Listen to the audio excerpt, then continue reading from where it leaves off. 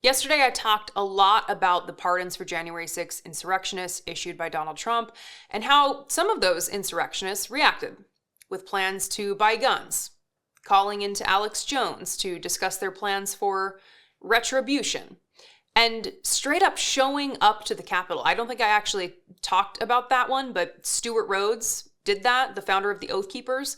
He showed up to the Capitol. Truly disturbing stuff.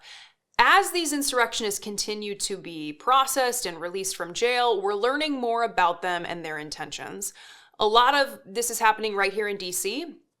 Many of the insurrectionists were being held in the DC jail, and family members of those insurrectionists would gather outside the jail to live stream and sing songs, even before the pardons. Well, Alex Wagner from MSNBC was on the ground in front of the DC jail to talk to family members who were awaiting updates about the release of their family members.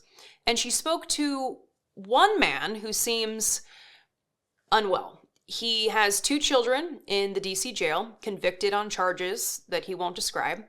But watch how this goes with Alex Wagner. Okay, so you have how many children in there? I got 2. I got a son and a daughter. What were they convicted of? They were convicted of about everything that any other J6er was convicted of. I've been crying for 4 years over every one of those men are my friends, or every one of them are my children. And I've been praying, and God's been breaking my heart for 4 years over this whole situation, because these men are true heroes because they stood up for what's right. Are you worried that there are people that are going to be really upset about this? I know that you guys talk about a time for healing. I am not worried about that. They've been trying to kill it. They've been trying to kill Donald Trump. God's protected him. God's protected my family. Donald Trump said today he thinks he was sent by God to do this work. Do you think that's true? God is so much behind this revival in America, and this is a revival. Do you think now that he's pardoned everybody, he can count on this group of people again? Oh, absolutely. I would die for the man. I would have died for him that day. This is alarming and also tragic. He would die for Donald Trump. He would die for Donald Trump. A man who only has contempt for him. A man who genuinely does not care about his well-being.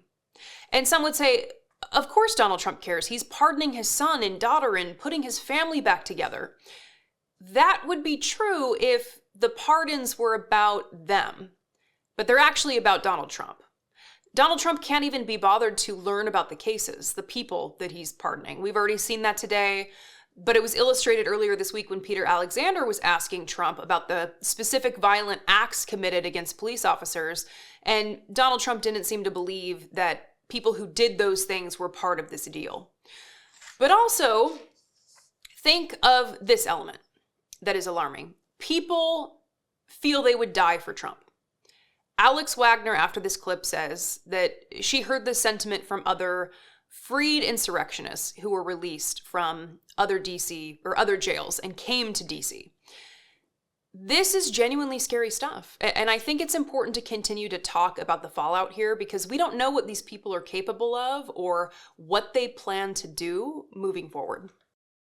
Well, I wrote a book after a long journey and a ton of work. I am really thrilled with how it turned out, and I hope you'll read it. The book is called The Echo Machine, and in a nutshell, it looks at how American politics got so broken, who has already figured out solutions, and how we can try to fix it and stop the terror of Trump for the next 4 years. With Trump winning this election, The Echo Machine couldn't be more relevant, not only a warning about how we got here, but also about what might be coming and how to prevent the worst outcomes. We've got to stay engaged. We need a plan, and that's what the book is about. There's a belief out there that unless you have corporate media behind you, you can't have a successful political book launch, that it's not possible. I think we can prove that wrong. Order The Echo Machine today at davidpakman.com/echo on Amazon, Barnes & Noble, Audible, Kindle, anywhere that books, ebooks, and audiobooks are sold.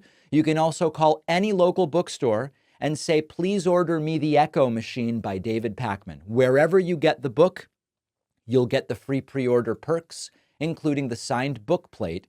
Head to davidpakman.com/free book stuff after ordering.